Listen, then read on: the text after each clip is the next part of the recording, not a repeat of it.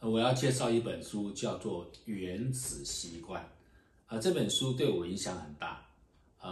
它主要的核心精神就是说，你如果想要进步，你就要从生活中的细微开始进行。那这里面有几个诀窍。第一个，你要让这个事情越来越容易，容易就比较愿意去做，比较想要去做。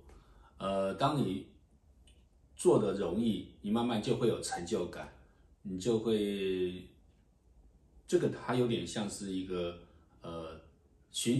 等于说一个，它会推动你，就是继续往前进。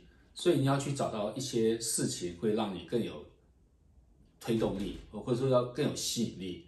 所以说你有吸引力，这样的一个习惯开始，你就会更愿意去做，然后它就变成这个会反复循环。